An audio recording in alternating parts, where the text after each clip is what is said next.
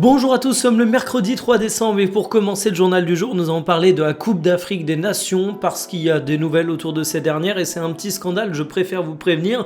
Une nouvelle fois, on se retrouve avec le football de club qui ne respecte pas le football de nation et une nouvelle fois, c'est d'autant plus le cas quand on parle de la CAN malheureusement.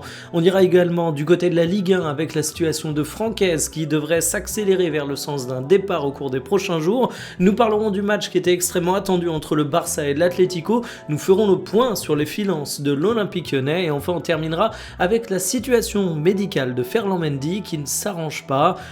C'est terrible. Installez-vous confortablement et bienvenue pour le journal du jour.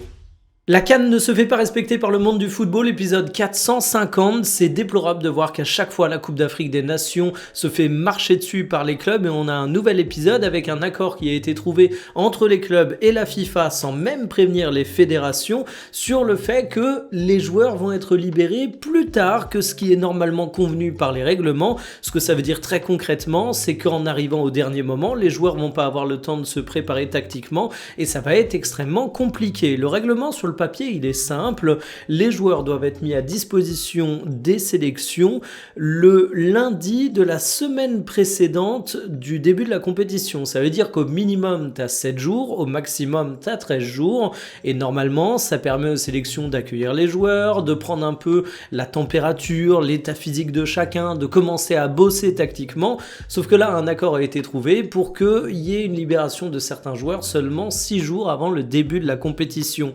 C'est un énième épisode qui montre les tensions entre le football de club et le football de nation. C'est d'autant plus le cas avec la CAN qui est située en plein milieu des saisons de club, mais on le sait, c'est pas par plaisir, c'est tout simplement parce que tu as des contraintes, notamment climatiques, qui fait que la Coupe d'Afrique des Nations, tu peux pas la placer en plein été. Je suis persuadé que ça porte préjudice à certains joueurs africains, c'est hyper triste, mais le football de club, il a une logique simple, c'est celui de l'argent, c'est celui de la disponibilité des joueurs, et souvent, c'est la CAN qui en paie le prix fort. Ici, c'est juste dramatique parce qu'on va avoir une nouvelle fois des gens malveillants qui vont critiquer le niveau de certaines équipes à la CAN, mais on a vraiment l'impression que tout est fait pour plomber l'organisation de la compétition et cerise sur le gâteau, vu que les fédérations n'ont pas été prévenues jusqu'à présent de cet accord, vu que ça se décide au dernier moment, t'as des stages qui ont été prévus et t'auras pas forcément les joueurs présents au cours de ces stages. C'est un véritable scandale. Francaise va se casser du bourbier niçois alors que toute la presse nous annonce une démission qui est imminente, le diable se cache dans les détails et Nice Matin nous parle plutôt d'un accord qui est proche d'être trouvé avec le club. Ça veut dire très concrètement que ça va pas être une pure et simple démission, il va quand même pas renoncer à l'intégralité de ses 4 années de contrat, mais en tout cas Francaise du côté de Nice, ça semble être la fin. Alors personnellement j'ai du mal à lui en vouloir parce que c'est un tel bourbier cette situation niçoise que t'as l'impression qu'il peut pas redresser le club. Tu peux te dire que c'est un entraîneur de qualité, que ça va être une grosse perte pour le club, mais on est tellement tombé dans l'irrationnel que je suis même pas sûr que ce soit réellement le cas. Ce qui va être intéressant, c'est de voir, même si on risque de pas avoir tous les détails, les conditions de départ de Francaise. Il avait dit que même s'il était limogé, il y avait des choses dans son contrat qui faisaient qu'il n'aurait pas eu le droit à toutes ces indemnités. Alors c'est illégal par rapport au droit français, mais il y a des moyens de contourner ça. Par exemple, c'est une partie de sa rémunération est accolée à des primes de résultats un petit peu bidons, ça permet de considérer que c'est pas du salaire et donc de pas forcément lui verser automatiquement. C'est pas un truc original, Si vous avez en tête les primes d'exemplarité des joueurs, ça paraît comme étant parfois scandaleux parce qu'ils ont une prime pour un truc qui devrait être normal, mais en fait c'est un moyen déguisé de pouvoir mettre des amendes aux joueurs. Parce que tu peux pas faire des réductions de salaire comme ça en droit français, ça ne fonctionne pas. En tout cas pour Nice, c'est un nouveau rebondissement dans une situation qui est extrêmement compliquée. Pour l'intérim, on parle d'un homme qui va connaître une belle promotion puisque c'est Julien Sablé, mais je suis pas sûr que ce soit quelque chose qu'on puisse considérer comme un cadeau, ou tout du moins ça risque d'être un cadeau empoisonné vu la situation du club. C'était la grande affiche entre le Barça et l'Atlético, c'est également le grand retour de Pedri, le magicien au milieu de terrain en tant que titulaire, et ça n'a pas manqué puisque le milieu de terrain a été hyper influent. C'est une victoire 3-1 nette et sans bavure pour le club catalan, voici ce qu'il fallait en retenir. Les compositions avant toute chose, et petite frayeur pour la sortie de Pedri et Olmo sur blessure supposée. Pedri c'était juste de la fatigue, mais Olmo on évoque une luxation de l'épaule, c'est dommage parce que ça veut dire petite absence par la suite, et il avait quand même sorti un match intéressant récent où il avait été décisif, donc franchement c'est dommage, on sait qu'il est irrégulier, mais il semblait être dans une bonne période, ça va être une perte qui sera significative du côté du Barça. Sur l'ensemble du match, j'ai adoré Olmo et sa finition, j'ai adoré Pedri et son influence de malade, j'ai adoré Rafinha qui a été à la fois un déséquilibrateur majeur, mais aussi un joueur qui a fait des efforts incessants et qui a une attitude exemplaire, faut le dire, on le souligne pas assez. Donc c'est un Barça qui était net et sans bavure. Alors le début du match a été marqué par l'ouverture du score de l'Atlético Madrid. T'as d'ailleurs eu un Alex Baena qui a très bien débuté son match, mais en dehors de ça, c'était plus compliqué chez les Cocholeros. L'anglais a fait ce qu'il a pu, mais il n'a pas été aidé en charnière centrale. Les statistiques de la rencontre vous montrent bien que c'est le Barça qui a dominé le match avec plus de tirs cadrés. Je le disais, un score net et sans bavure. Tu n'avais pas Araujo au niveau de ta défense centrale, mais on peut pas vraiment dire qu'il est manqué.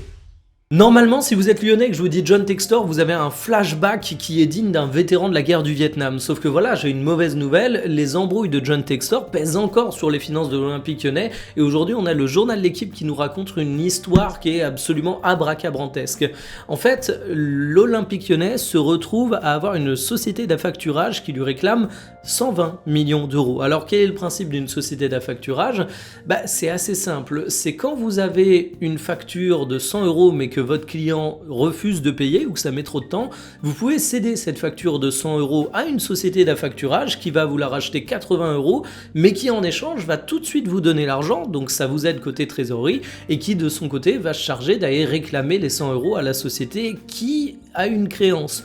Le but d'une société d'affacturage, c'est que avec cette petite différence de 20 euros, ils ont des moyens qui vont consacrer à la relance, au fait d'aller chercher la thune. C'est des spécialistes pour réclamer de l'argent, autant vous dire que généralement ce ne sont pas des sociétés qui plaisantent beaucoup.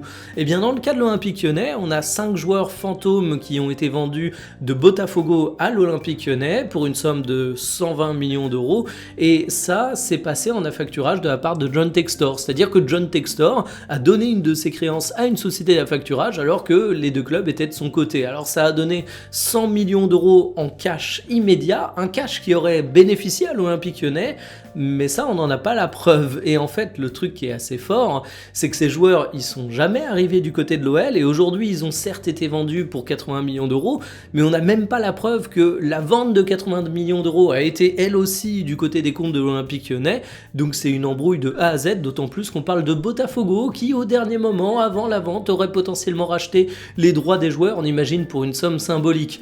La conclusion de tout ça, c'est que John Textor, c'est vraiment le roi de l'embrouille du côté de l'Olympique Lyonnais. On le savait déjà, mais voir qu'aujourd'hui encore, ça pèse sur les comptes de l'Olympique Lyonnais, que le club se fait harceler par une boîte d'affacturage qui a récupéré les créances de Botafogo, c'est quand même une dinguerie absolue. Encore une raison de ne pas aimer John Textor du côté de Lyon.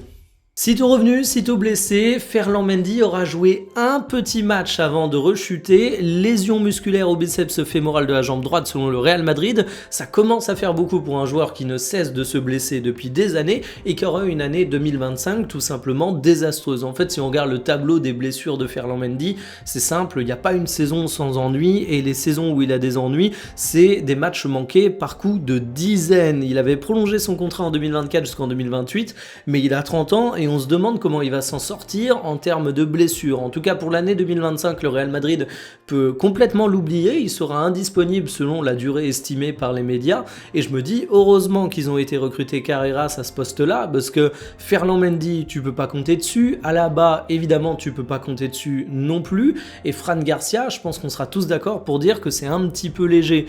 Donc je me demande vraiment quel va être l'avenir du joueur français. Je me dis que sa prolongation de contrat, c'est un moyen de sécuriser son avenir, alors qu'en termes de prestations sur les terrains de football, il semble plus être capable de faire grand chose.